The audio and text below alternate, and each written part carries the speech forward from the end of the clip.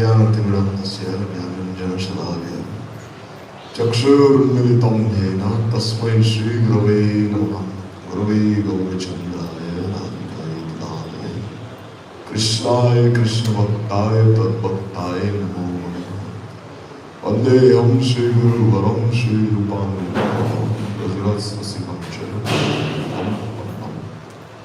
श्रीगुरु चरणं वन्दे रमणपृष्ठाय भूतले श्री कृष्ण लीला कथने सुलक्षमोदर्य माधुर्य विनयश्चित्तं परं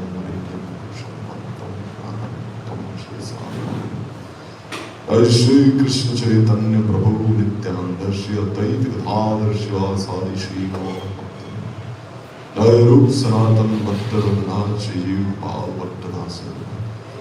हरे कृष्ण कृष्ण कृष्ण हरे हरे, हरे Ram Ram. So first of all, I offer my Ashtanga Dharma pranams in the lotus feet of our spiritual masters. Tlai Shiva Bhaktivedanta Sri Ramananda Swami Maharaj Shri Giri. Tlai Shiva Bhaktivedanta Sri Ramananda Swami Maharaj Shri Giri. Entire Rupankari Guru Varga, Lord Arjans, Lord Vaishnavas and Vaishnavas present. Today there is a lot of cooking going on because many devotees have come. Also tomorrow, many Vaishnavas, many Gaudiya Maths will be coming tomorrow, like 11:30 in the afternoon. Many, because one devotee, he is one Maharaj, he came here recently. He is a godbrother of Gaudiya. He is a disciple of Maharaj.Rai Maharaj. He stays in Navadvip. So when he is in Navadvip, he goes on Bhiksha, he does some collection, and with whatever Bhiksha money, Lakshmi he has collected, he comes to Braj and he organizes like these huge feasts. Not huge, but at least like he invites all the Vaishnavas from all the different temples. Makes them honor Mahaprasad, he gives them some pranamas and lakshmi. So tomorrow at like 11:30, many Vaishnavas will be coming from all the different domains. So it's a good opportunity to serve them. Because normally they don't come here. Because they're all absorbed in their services so much. Also our temple is a little far for them. Because our temple is like a new Vrindavan, there is old Vrindavan. So they don't have the time to come here. So tomorrow they'll be coming. So it will be nice to be there, to receive them, also to serve some Mahaprasad for them, to be there with them is very auspicious. Because they're all very senior Vaishnavas. Been absorbed in the museum over so many years, so many decades, like 3-4 decades, 5 decades, 6 decades. Very nice opportunity to be there. So I think some preparation is going on. So when they'll be here, then you can receive them. Because these Vaishnavas, when you serve them, the qualities which are in their heart will also enter your heart. What is the meaning of service? Service means you are praying to the object of your service, the person whom you are serving, that those qualities can also come in your own heart. And every Vaishnava has some good qualities. It's not like all Vaishnavas are like full of anarthas. More or less, they have very good qualities. And what is the foremost quality of a sadhaka is his Guru Nishtha. So when such devotees come to a temple, you can offer pranams to them and you can pray to them that you can have Guru Nishtha in your life, in your sadhana. Guru Nishtha is what is required.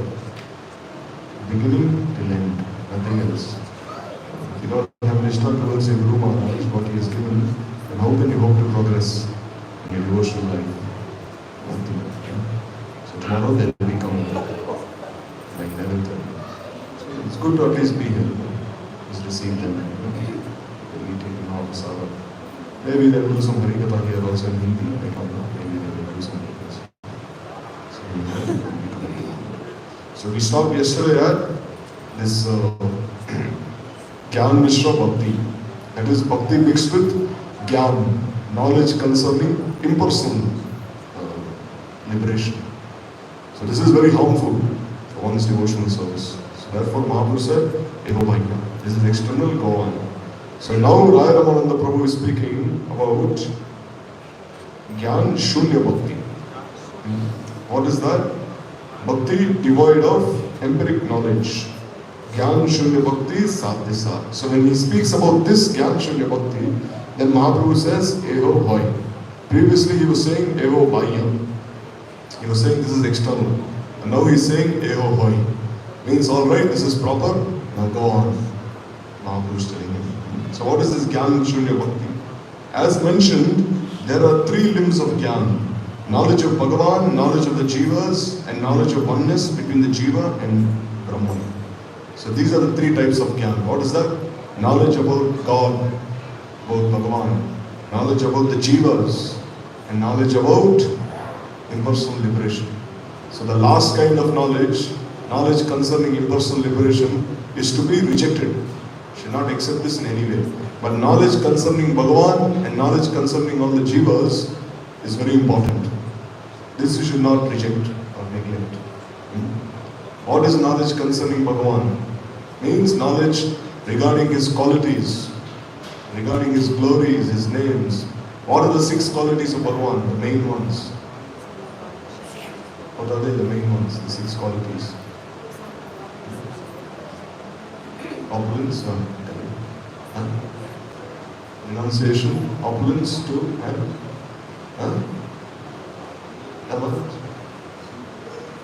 sweetness, beauty. Most prominent is beauty. Okay, 2 more. Strength, and 1 more, knowledge. The 6 qualities. So he is the embodiment of all these 6 qualities, Bhagavan. So this is knowledge concerning him. Also knowledge concerning his Swarup Shakti, his Tatastha Shakti, his Bahiranga Shakti. No, there is his Antaranga Shakti, which is his Swarup Shakti, and then there is the Tatastha Shakti, the Jivas, and then there is the Bahiranga Shakti, which is the illusory potency, Maya. This is Bhagavan. And then there is a Jiva. How did the Jivas become conditioned? Because of Maya's Avaranatmika Shakti and Vikshepatmika Shakti. Avaranatmika Shakti means as soon as the Jiva becomes conditioned, as soon as the Jiva desires to enjoy separately from Krishna, then he becomes covered by Maya. Actually, the Jiva can never enjoy separately from Krishna, because it is not in the very constitutional nature of the Jiva to enjoy separately from Krishna. But still the Jiva becomes averse to Krishna. How? Because Krishna himself inspires this desire within the Jiva.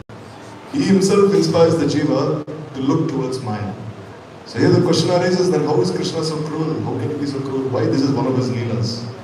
So that the Jiva becomes conditioned, and then Krishna appears in the material world and delivers all the Jivas. So now we are all suffering for his happiness.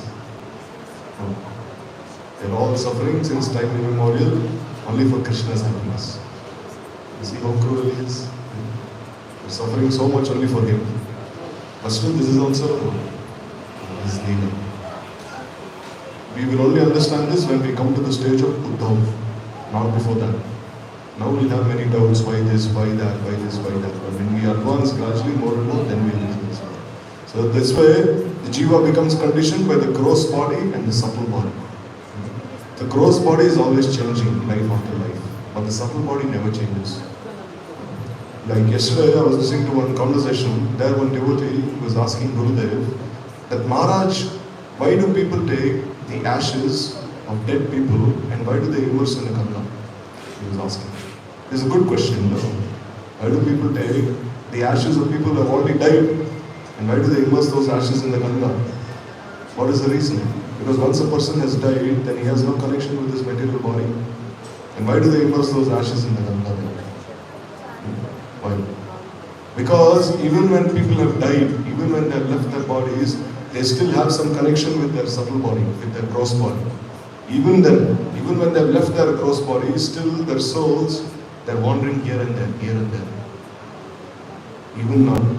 So to give some relief to those jivas, they take the ashes of that dead person and they offer it inside the Ganga. And when they offer those ashes inside the Ganga, it is very auspicious for them. Then they will be born in the family of devotees and then gradually they will advance more and more. So this way you see the jiva's subtle body is so subtle, even after death, these desires remain. So this is called knowledge of the jivas, jiva shakti. And then there's knowledge about this jiva brahma aikya, becoming one with Brahma. So this is rejected. This is directly opposed to pure bhakti. So here in Gyan Shunya Bhakti, there is a complete manifestation of Sambandha Gyan, knowledge of one's relationship with Bhagavan. However, in the path of Gyan Mishra Bhakti, the jiva simply becomes a dry speculator, Shushka Gyani. Means in Gyan Mishra Bhakti, how does the jiva become? He only thinks everything is dry, this is dry, that is dry, there is no rasa in anything. It becomes like that. But in Gyan Shunya Bhakti, he has this knowledge about Krishna's Godhood. So upon the awakening of good fortune, by the influence of the association of pure devotees, one very quickly achieves Prema Bhakti. In such a position, all obstacles are gradually destroyed. The sadhaka goes far beyond having material desires and gradually obtains a proper level of realization of Prema Bhakti. So then as gradually this Gyan Shunya Bhakti enters his heart, and he'll start realizing more and more. So what is the shloka?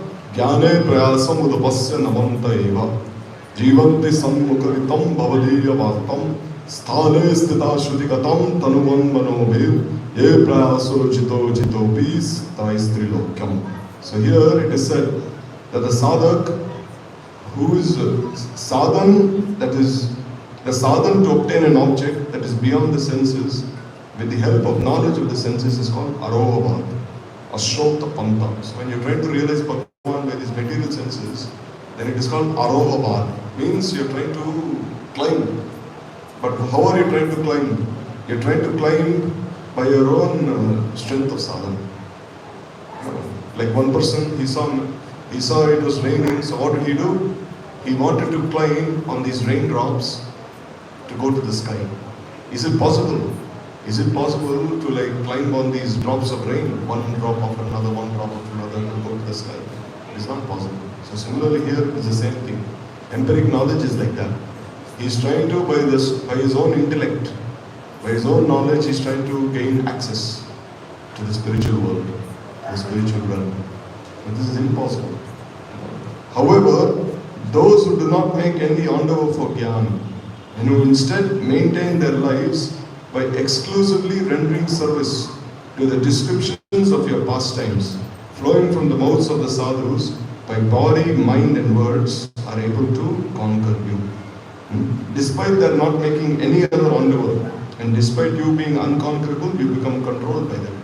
So you see here, if Harikatha is being spoken, and if a person goes there, and he offers pranams to that place where Harikatha is being spoken, to the audience, because without an audience, then who will Harikatha be spoken to? You cannot speak Harikatha to the walls. So then you must offer pranams to those people who are sitting and listening to Harikatha. And this way you must offer pranams to everyone else, to the person who has organized the Harikatha, the person who is listening to the Harikatha, to the person who is speaking the Harikatha. This way, gradually as and when this person becomes more and more accustomed to listening to Harikatha, and to not just listen, also to practice in his own life, then what will happen? Krishna gradually starts entering his heart. And then all the anarthas start going away. Shinvatam Swakata Krishna, Punya Shravana Kirtana, Hridayastha Bhadrani, Vidunoti Sarvasatam. So Krishna is like a very dear friend. What does he do? As and when a person is listening to his Harikatha, he enters that person's heart, and then he starts cleaning his heart. Whatever impurities are in his heart, Krishna, he starts cleaning it. Whatever dirt is in his heart, anartha is in his heart. Now, see, such a good friend he is. Who will do such a thing? Like, let's say you invite some friend to your house, and this friend, he comes to your house, and he sees your house is very dirty. And what does he do? He himself starts cleaning your house, all the rooms, everything. And then he himself, he makes a nice seat, and he sits down there. So you'll be so thankful to that friend. No, he himself came, he himself cleaned everything, and now he's sitting there.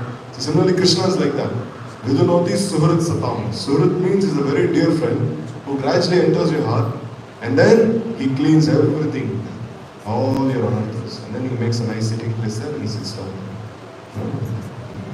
So the Supreme Person is controlled only by devotion. One may attain Ananda through Gyan Shunya Bhakti, even through relationship with Krishna. Just as one feels ecstasy witnessing the moon, even though one has no relationship with him. So in this Gyan Shunya Bhakti, what happens? When he is in the presence of Krishna. And when one is in the presence of Krishna, even though he has no relationship with Krishna. So this is very important here. Here his relationship has not yet awakened. What is the meaning of awakening of one's samvata? It means to serve Krishna in one of the three rasas. Or four rasas. Dasya, Sakya, Vatsalya, Madhurya. So until now his sarup has not been realized in his heart. But still, in spite of that, because Krishna is starting to gradually enter into his heart, he is feeling so much happiness in his life. So much bliss. Like the example is given by looking at the moon, one becomes so happy. Now, because the rays of the moon are very cooling. Even though one has no sambandha with the moon, one has a relationship with the moon. Now, what relationship do we have with the predominating deity of the moon? Chandra. No relationship, no sambandha. What relationship do we have with the people staying in the moon? No relationship. But still we become very happy. This is the nature of the moon. That diffuses those rays, those moon rays which make one very happy and glad. So similarly Krishna is like that. By his very presence, he starts removing all these anarthas and he makes one relish this happiness. Paramananda. So here it is said that when Sri Krishna went to Mathura, he sent his friend Uddhav to Braj. So we know that Krishna, he was suffering so much in Mathura because there was no one to pacify him. There was no one to console him. Like one day Uddhav, he was standing like on the balcony. He was standing in front of the palace, and then he saw some water was falling on his head, on Uddhav's head. So Uddhav, he looked up and he saw it was a sunny day. It was not even cloudy. So then Uddhav was thinking, where is this water coming from? He looked everywhere. It's not even cloudy. Where is this water coming? Then he looked up, then he saw Krishna. He was standing on the roof. Krishna was standing on the roof, and then he was looking towards Vrindavan, and he was weeping so much. And Uddhav, he fell at the feet of Krishna, because Uddhav was like Krishna's childhood friend. Uddhav, even when Krishna was in Vrindavan and Uddhav was in his native place, he was only thinking about Krishna. He even had a deity of Krishna when he was a small boy, and he was worshipping this deity of Krishna. Uddhav actually, when he was born, he was like golden complexion. But then, because he was such a intimate devotee of Krishna, he kept thinking about Krishna so much, he achieved Sarupya Mukti in this very life. What is the meaning of Sarupya? Sarupya means you achieve a form which is like that of Bhagavan. So Uddhav, although he was golden complexion, or rather fair complexion, because he was always thinking about Krishna, he also became dark complexion like Krishna. Uddhav. He also became like Krishna. So therefore, when someone would see Uddhav, they would think it was Krishna himself. Especially Krishna, he would give all his clothes to Uddhav, his garland to Uddhav. He would give all his prasadi to Uddhav. And when Uddhav would dress with the clothes of Krishna and his garland, sometimes people would think Krishna himself is coming. Like when Uddhav went to Vrindavan, the gopis, when they saw him from a distance, they realized that this is Krishna himself. But then, as he started coming nearer, then the gopis realized this is not Krishna. Why? Because the eyes can cheat, but the nose cannot cheat. Now, the gopis, they are very accustomed to smelling the body of Krishna. Because sometimes when Krishna is dancing, what does he do? He places his arms around the necks of the gopis. And this way, his arms, they are scented with sandalwood, camphor or guru, all these different things. So the gopis are always smelling his body, they are always smelling his arms. So then when Uddhav was coming, they realized, oh, he's not Krishna. He looks like him, but he's not him.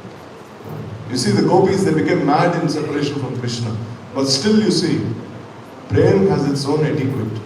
Even then, the gopis, they realized that this was not Krishna. Or else they could have gone and just embraced Uddhava, thinking, oh Krishna, you have come in that madness of Prem. No, when one becomes mad in Prem, he loses all sense, common sense. He becomes blind. No. So then the gopis would have just ran wherever he is and embraced him tightly. No. They will stop the Yogamaya, because there is always etiquette, even in this Prem. So though he achieved that Sarupya Mukti, he achieved a form similar to that of Krishna. So then when Uddhav went on the roof, then Krishna, he held his hand. And he said, "Oh Uddhav, I'm suffering here so much here in Mathura." Uddhav said, "How is that possible? You're suffering here in Mathura. You're the son of Devaki, Vasudeva, you're a prince. There in Vrindavan, you were just a coward boy running behind cows the whole day. So hot there, no shoes, no umbrella, nothing. So many thorns, they're breaking your feet. But here you're a prince, you're wearing shoes, you're like dressed like a king." But still, Krishna said, "I'm not happy here, Uddhav." He said, "I'm not happy." So then Uddhav said, "Prabhu, why is that? Why is it you're not happy?" He said, "Because I only want to stay in that place where there is so much love." So then Uddhav said, "But you have so much love here also." He said, "Yes, there is love here. But the love here in Mathura is mixed with Aishwarya. Is mixed with opposites. Because Devaki and Vasudeva, they knew who Krishna was. When Krishna appeared in the prison of Kansa, at first Krishna appeared like a 16-year-old boy, like a youth. He had long hair, he had like earrings, he had like a kavacha, golden ornaments. So then when Devaki and Vasudeva saw him in this way, then they requested Krishna, saying, "Oh, please become a small boy, or else Kansa might try killing you." Because sometimes even in Aishwarya there is Madhurya. Even when they have this mood of opulence towards Krishna, sometimes this sweetness can also enter there, some small sweetness. So then Krishna became a small boy, and Vasudeva, he took this boy across the river to Gokul. So they knew who Krishna was, they knew that he was Narayan himself. So therefore the prem was not so flourishing. That prem was little mixed with this Aishwarya. So Krishna said, "I'm not so happy here. All the others, they respect me so much. When they see me, they offer me pranams. They fall down at my feet. But there in Vrindavan, you see my sakhas, they're wrestling with me. Mother Yashoda is twisting my ear. Gopis are abusing me sometimes, calling me so many names." So then Krishna, he told Uddhav, "And Uddhav, you go to Braj. You go to Braj and you pacify all the Brajavasis. They're suffering so much. The cows are not even eating any grass anymore. They've forgotten to eat grass. And the calves are not even drinking milk from their mothers anymore. Because in Vrindavan, the cows, they would not give any milk to their calves unless and until they had seen Krishna first. And even the calves would not drink any milk from the cows unless and until they had seen Krishna first. So sometimes Krishna, he'd be sleeping early in the morning, and the sakhas would come and they would start waking him up. "Krishna, wake up, wake up. The cows are so hungry, they're not eating anything. They want to see you, and they will not even give any milk.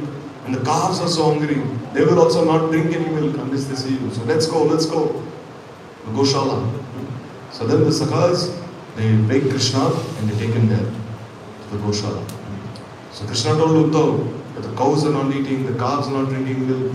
Nanda and Yashoda, my parents, they become blind in this separation from me.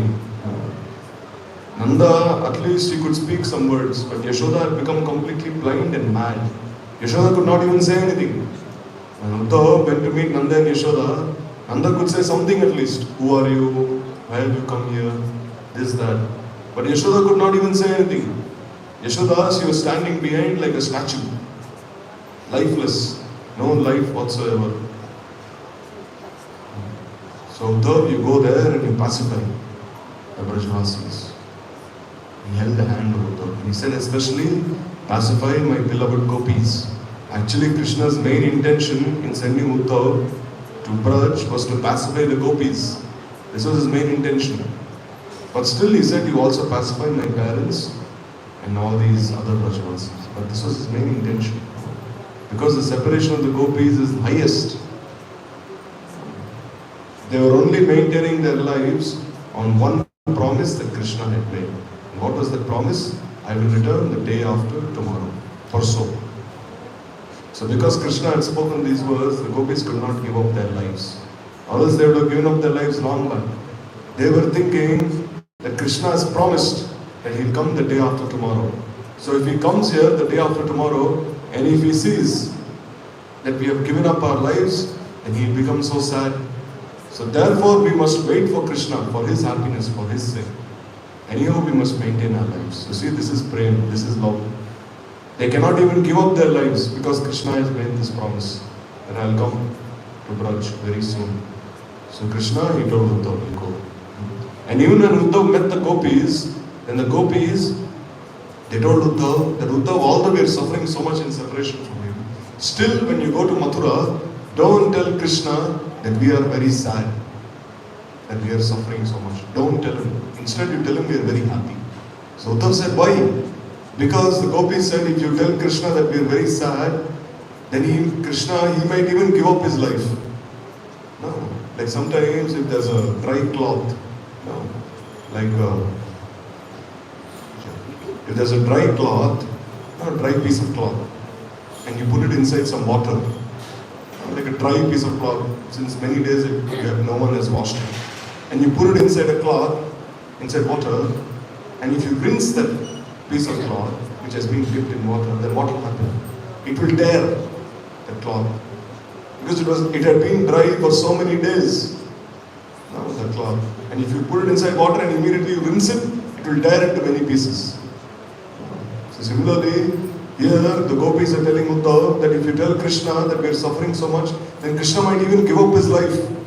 So slowly you must tell him about our condition. Don't tell him at once. Slowly. And Uddhav, sometimes the gopis, they would go into Man. Like Radharani, she goes into Man and she tells Uddhav that Uddhav, does Krishna remember us in any way whatsoever?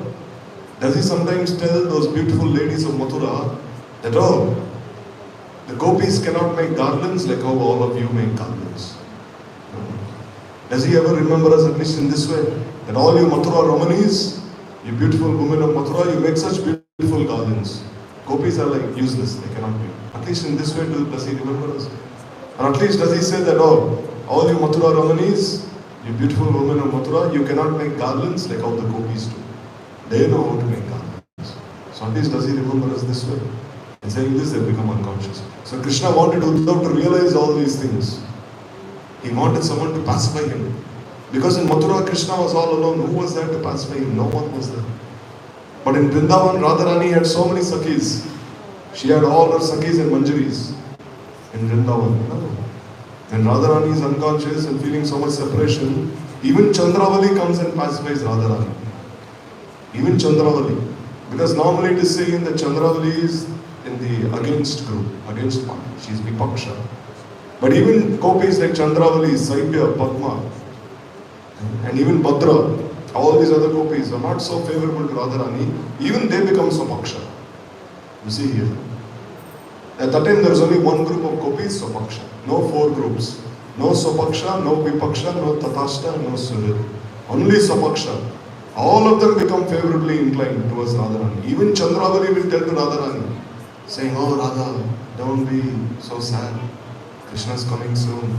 Don't be so sad, Radha. Don't be so sad. Chandravali is pacifying her. No. So therefore, there's so many people there to pacify Radhika. But who is there to pacify Krishna? There's no one there. So Krishna, he told Uddhav, at least you go there and you learn something about this nature or the Rajavasi's prem. You learn something about that prem, and when you come here to Mathura, at least we can discuss with each other. And this separation of mind can be pacified. So the question is then, why couldn't Krishna just go back to Vrindavan? No, he could have just gone back. Mathura is not so far. Even though if you go on a motorcycle from Vrindavan to Mathura, then how far does it take? How far? How much time does it take to go to Mathura from here? 2 hours. Right? You were going in bullock cart. I don't know what motorcycle is going. 20 minutes, not even half an hour, 20 minutes you can go. 20 minutes you can go there. So you see, you're not even so far. But still you see the gopis never went to Mathura. And Krishna also never came to Braj. Why? Because Krishna was thinking that if I go now to Vrindavan and if I stay there even for one day, then what will happen? The separation that the Brajavasis are feeling from me will only increase more and more. Like for instance, if there is a pot, if there is a pot and you keep it on the fire, at that time, if you're boiling that on the fire and if you sprinkle some water on it, then what will happen? You sprinkle some drops of water on that pot, then immediately that water will bounce back and burn your face. Like what do you call that? That tawa? In Hindi they call that tawa. In English I don't know what. That pan. There's that pan. Frying pan. Frying pan.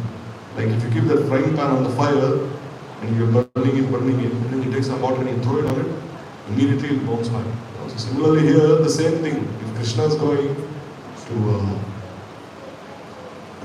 Vrindavan, and if he tries speaking to them, then rather than being happy, they'll think, oh, Krishna is going to leave soon. That separation only increases more and more. So Krishna cannot even go there.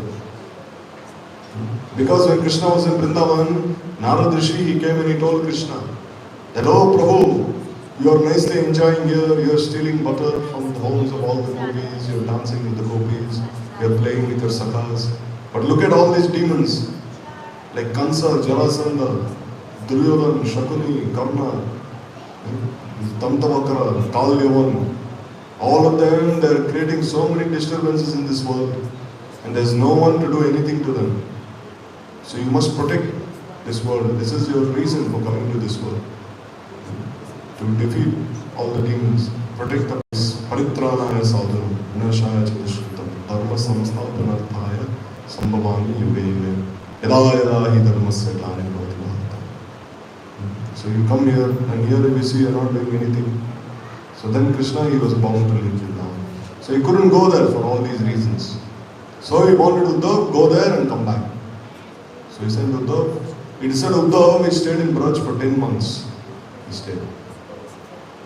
And then when Uddhav went there, Uddhav was telling Krishna that, Prabhu, how can I leave you? I cannot leave you even for 1 second.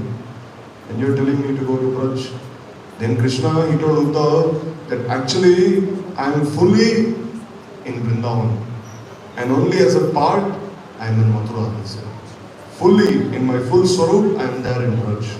And in a very small fraction, I am here in Mathura. This you will realize yourself, Krishna told Uddhav. And when Uddhav, as soon as he entered Vrindavan, what did he see? He saw that all the Brajvasis were so happy. Everyone was so happy, they were playing with each other, they were singing, dancing, because every word is a song in Braj. Every step is a dance. So then Uddhav was thinking, what is Krishna saying? That they're all suffering so much, they're actually so happy. And then the next moment, again, Uddhav saw that now Vrindavan was submerged in an ocean of separation. Everyone was again weeping, crying. And then Uddhav realized that Krishna is actually here, not even in Mathura, he's here. So then when Uddhav went there to Vrindavan, then at that time you see all the pastime places of Vrindavan that become close to each other. Like now we see Nandagaon and Barsana is very far from Vrindavan. Giriraj is very far, Gokul is far, Pandirman is far. But then the nature of the Dham is such that it expands and it also contracts. This is the nature of the Dham. Like even if all the people of this world were to come to the Dham can accommodate everyone. How? Dham expands. At the same time it can also contract. So this time when Krishna had left Braj and gone to Mathura, then all the Leela Sthalis, they contracted. They all became one place. Nandagaon, Varsana, Gokul, Raval, Bandivan, Vrindavan, everything. They all became one. So then when Uddhav went there, then he was led to Nanda's house, Yashoda's house. So when Nanda Baba saw Uddhav, he could not, then he realized, oh, you are the disciple of Brihaspati. You are the great Uddhav, great scholar, very dear friend of Krishna. Sit down, he said. Then Nanda, he told Uddhav that how is my boy? How is my Krishna? Is he happy there? All I seek is his happiness. See, even now, after Krishna has left Braj and gone for so many days, even now Nanda is not thinking about his happiness. He's only thinking about Krishna's happiness. The first thing he told Uddhav was, is Krishna happy? If he is happy, then we are also happy. He didn't complain to Uddhav, saying, oh, we are suffering so much, we looked after Krishna for like 10 years, we gave him everything, we fed him, we clothed him, we did everything for him, and now he has left us, how ungrateful this boy is. He does not even think about us, how cruel-hearted he is. Did Nanda ever say this? Nanda never said any of this. Rather he asked, how is my boy? Is he happy there? He is happy here also. So then Nanda, he wanted to feed Uddhav something. But then, there was nothing to even give to Uddhav. Because in their house, who will they cook for? No. Previously, Mother Yashoda would cook so many things for Krishna. But then, now in Nanda Bhavan, in the house of Nanda, there was nothing. There were no rats also in their house. Because mice, rats are present in a place where there is some food to eat. But in the house, there was no grains also, nothing. All the pots, they were covered by these spider webs, by dust. So Nanda was saying, what can I even give you? Not the Brahmin that you give him something. So then the Brahmin, he made some sweet rice, kheer, paisam. And he brought this kheer and he gave to Uddhav. And there was no sugar also in that kheer. No, there was no sugar also. It was only milk and rice, boiled milk and rice, nothing else. Because they had lost all sense. The Rajavasis, they have no sense now. So then, as Nanda was speaking to Uddhav about Krishna, then he was weeping so much. Nanda Baba told Uddhav that in this Brajmandal, any place I go to is only reminding me of Krishna. If I am staying here, I see Krishna's footprints. I see Krishna's toys. All those things that he used to play with. And sometimes I go to Giriraj to forget him. There also I only remember him. Sometimes I go to Bandirvan. I go here, there, everywhere I'm only remembering Krishna. So what to do, Uddhav? What can I do? And then Nanda, he told Uddhav, if there was one father who was an ideal father, that was who? Dasharath Maharaj, he said. Because Dasharath Maharaj, in separation from Ram, he left his body, he died. But Nanda said, I am so hard-hearted, my heart is made of a thunderbolt, stone, that even after my son has left me and gone away for so many days, still I have not died. Nanda told Uddhav, why am I not dying? He said. And as he was saying this, Nanda was weeping so much. So then Uddhav, within his mind, he was thinking that just look at Nanda. How fortunate Nanda Baba is. Who is he weeping for? He is actually weeping for the Supreme Personality of Godhead, Sri Krishna himself, for Bhagavan himself.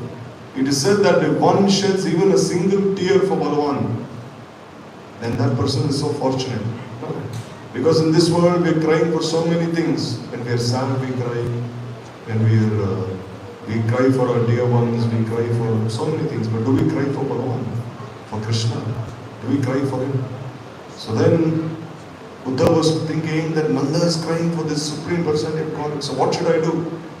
Should I tell him to continue crying? Or should I tell him to stop crying? If I tell him to stop crying, then I'm actually doing a disservice to him. Uddhav said.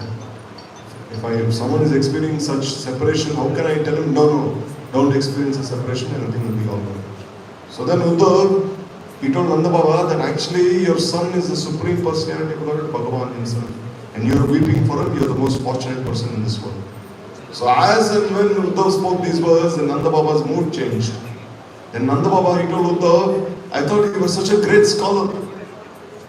You are the disciple of Brihaspati. But now I realize that your intelligence is like a 5-year-old boy.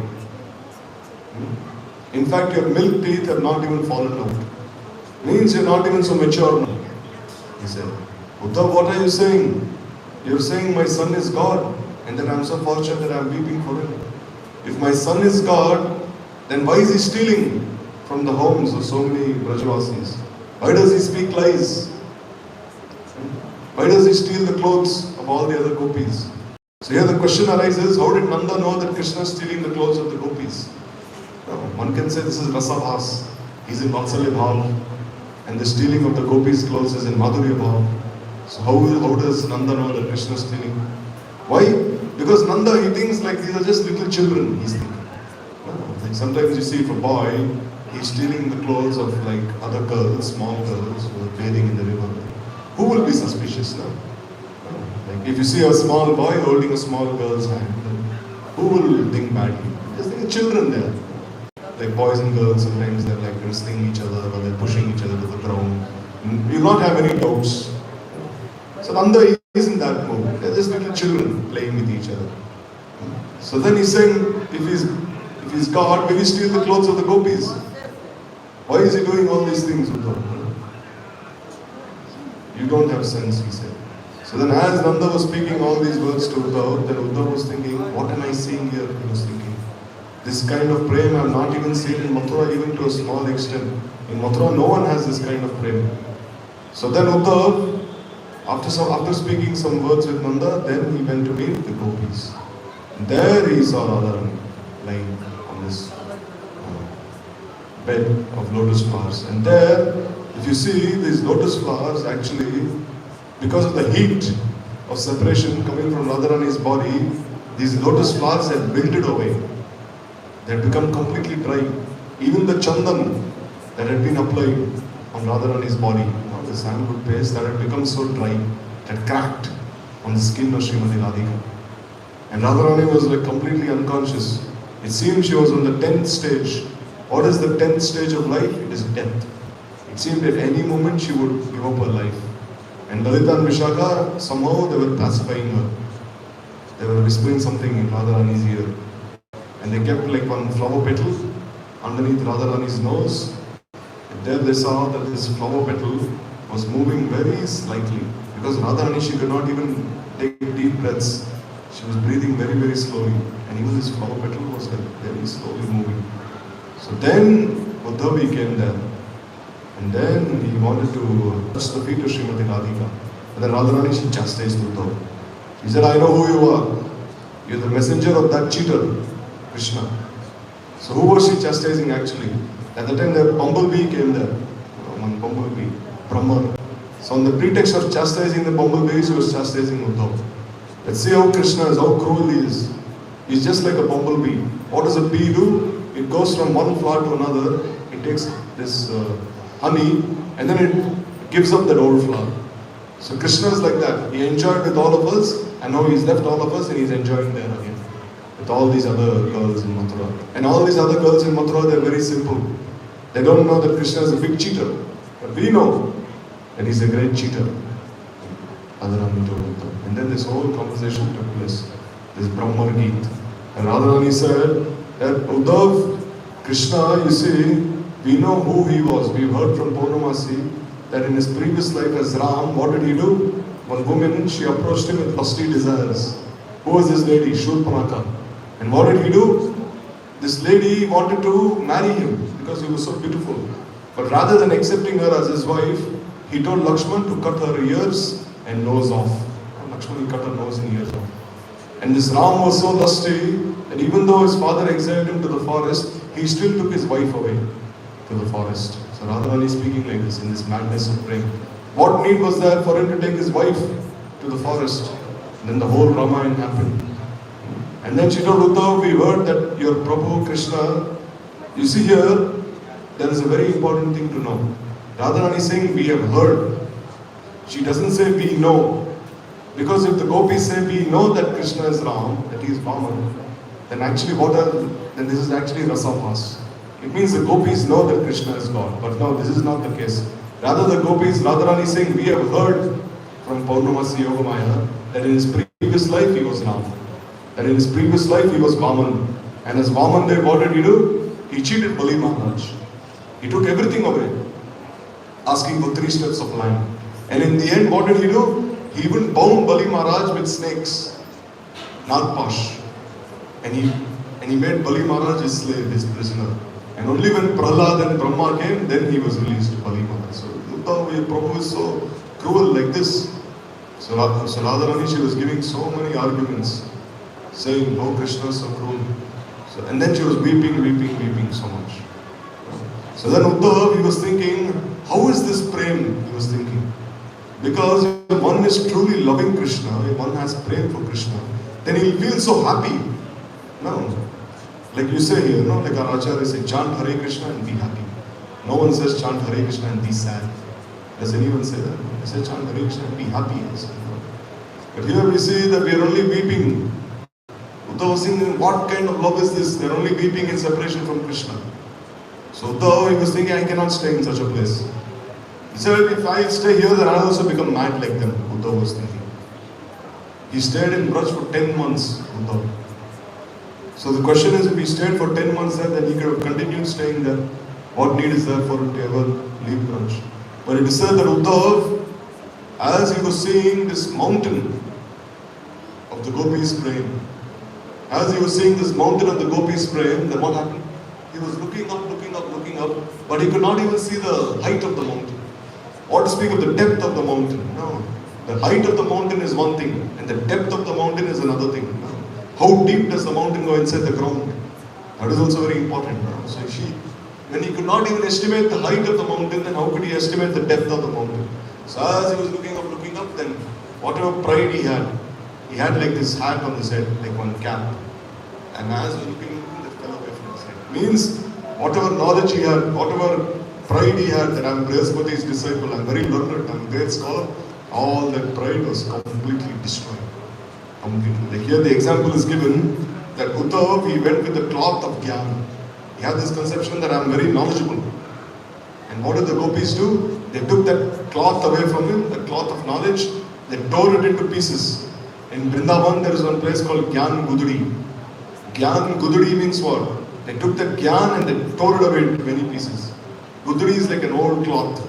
They took that old cloth of Gyan and threw it inside the Yamuna. And there it dissolved and then it mixed with the salty ocean. So this way Uddhav, he didn't stay there then. He left. Could not even stay in Braj. And what did he say? He said, Vande Nanda Brajastrira Padrenum Abhikshvisa Yasam Harikatot Geetam Punati Bhuvanatra. He said, these gopis, Ashaham Charanarenu Jusham Ahamsham. I desire only to be a particle of dust at the lotus feet of these gopis. He said, especially at the lotus feet of one gopi. Who is that gopi? Who is that one gopi that he wants to be a particle of dust at? Srimati Radhika. Only at the feet of Srimati Radhika I hope to be a particle of dust. He said. So here you see, Uddhav is always praying for the foot dust of the gopis. So he could have easily gone and touched Srimati Radhika's feet and taken that foot dust and just put it all over his head. He could have easily done that. He could have just gone there, Radharani is unconscious, lying on the bed there on these flower petals. He's taken a dust and put on his head. Not so easy. It's not so easy to realize these bhavs. Like sometimes you see also, if you want the foot dust of a Vaishnava, like sometimes by force you take it. By force. Push him to the ground, you might even break his leg, you take that foot dust by force. How will you get that mercy by force? By force you're not getting anything. Like sometimes you see it happens in the temple always, by force. They take something off your plate by force. How is he getting mercy? No. You get that mercy by pleasing him. He'll automatically, when that mercy starts flowing, then he'll give those remnants, that mercy he'll give. So here Uddhav is praying for that. That when can I also realize these moods of prema, these moods of love? Like sometimes you see these moods of prema are so crooked, cannot even understand. Even scriptures cannot understand such moods of prema. Like sometimes Radharani, when she is in Man, she tells all her Sakhis that I don't want to see anything black, she'd say. I don't even want to see the hair of the gopis, because the hair of the gopis is black. So she'd say, cover your hair with a cloth when you enter the kunjas. I don't want to see this black color, because I'm only reminded of Krishna. And if you have kajal around your eyes, this black eyeliner, you should also remove that with water. Remove it and you come inside. She said, I don't even want to see the clouds. You cover the kunja nicely with leaves. I don't want to see the clouds also. Clouds are reminding me of this black color. I don't want to see any bumblebees. So black in color. This is Man. And then Krishna is falling at the feet of Radharani, asking for forgiveness. So how can Uddhav understand all these things? He's thinking, how can my Prabhu, Parabrahma, fall at the feet of Radharani and ask for forgiveness? And Krishna, he takes the lotus feet of Srimati Radhika and he puts it on his head. And there's some alta there on Radharani's lotus feet, some red paint. And Krishna, he imprints his head with that red paint. And he says, now I am your servant, your purchased slave for the rest of my life. So what will Uddhav think about when he sees all these things? He'll become bewildered. He'll become bewildered completely. So here the gopis, so here it is said, even opulence cannot find any right to render service in Braj. What to speak of Nirvishesh Dhyan? If opulence desires to perform any service there, it is within Braj's bottomless, limitless ocean. So here you see actually don't think there is no opulence in Vrindavan. It is said that the combined opulence of Vaikuntha cannot even equal the opulence of one dust particle of Vrindavan. It is said.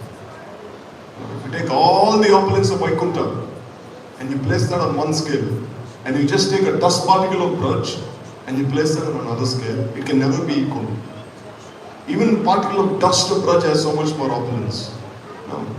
Like the example is given that you have like 100 kilos of salt and 100 kilos of sugar. When you mix it, then what does the taste like? It is salty and also sweet. But then you have 100 kilos of, 1000 kilos of salt and 10,000 kilos of sugar. And when you mix it, what will happen? The sweetness will be tasted. And you have like million kilos of salt and you have like billions and trillions and zillions kilos of sugar. And you mix it inside, what will happen? Even the salt will become sugar. Like if you take one sack of salt and you put it inside the ocean of sweetness, then that also becomes sweet. So similarly, whatever opulence is seen in Braj also becomes mixed with that sweetness.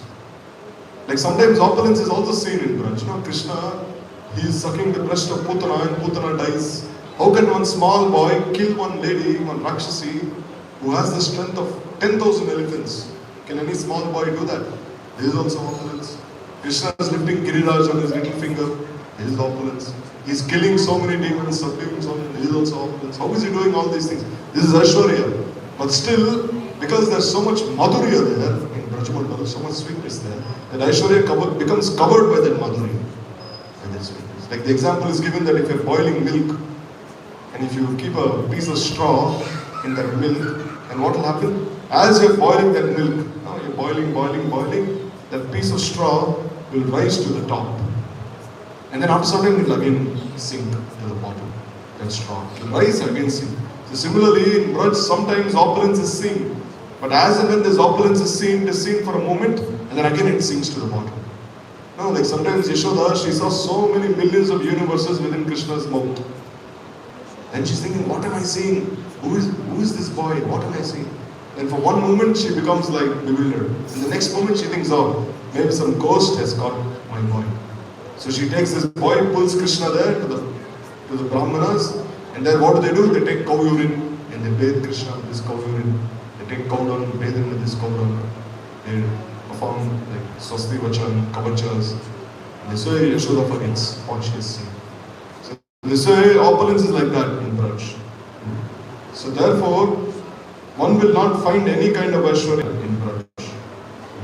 So therefore Sukadeva Goswami has said that in the society of sadhus, this nectar of Krishna's name, form, qualities and pastimes flow in all directions. Persons who like their ear, persons who with their well-like ears should drink this nectar without getting full, and they are not disturbed by hunger, thirst, lamentation. So Krishna's Harikatha has such potency here that by listening to these topics, a person is not just liberated, but he controls Krishna himself. So here, for a person trying for knowledge, he will not achieve anything. But for a person listening to such leelas of Krishna and not just listening, also becoming realized, and what will happen? He will achieve prema itself. So narrations about Bhagavan are supremely attractive and full of rasa. Bhagavan himself told Durvasa that I am in control, I am completely possessed by my devotees. Their love for me is so great that I cannot accept. I don't have any independent existence. Like Durvasa, he went and he asked forgiveness from Vishnu for like having offended Ambarish Maharaj. And Bhagavan told him, how can I forgive you? My devotees have controlled me completely by their love. They can forgive you, not me. Because I am their property. They are not my property, I am their property, he said. So then after Gyan Shunya Bhakti, the propensity to bring Bhagavan under one's loving control begins to develop. This is called Mamata, when one starts thinking he is mine. So therefore Gyan Shunya Bhakti is the first milestone on the path to attain Prema Bhakti. So this is the first step one takes towards achieving Prema. So this is because of the sadhaka's ruchi, nature. Every person's bhakti and their practices of the limbs of bhakti are unique. From here begins the description of Prema Bhakti. And therefore Mahaprabhu he said, Eyo hoy aheko vat. So he said, this is all right. This is called the goal, but please bring something more in this way. So in this way, like a flower is gradually blossoming. You know, you see a flower, it gradually blossoms. It doesn't blossom all of a sudden. Gradually, like 1 petal, 2 petal, 3, 4, 5, and then the world is seeing gradually blossoms. So similarly here also, in these discussions between Sri Chaitanya Mahaprabhu and Rai Ramananda Prabhu, gradually this Prema Bhakti, this Braja Bhakti is blossoming like a flower. And gradually Mahaprabhu is unveiling all these truths through the mouth of Rai Ramananda Prabhu. So we can only hope to be realize all these teachings within our hearts. So Rai Ramananda samvat ki jai. Shri Gurudev Brahmadev Prabhupada Rupalabhi Guru ki jai. Shri Sachinandan Gaur Hari ki jai. Rai Ramananda Prabhu ki jai. Uddhav ji ki jai. Rajasi Vrind ki jai. Rahat Jan ki jai. Anant Kori Vishnu ki jai. Swami Shri Gaur Vrind ki jai. Dai Gaur Pranam Anchal Kalpatra Dishya Kripasana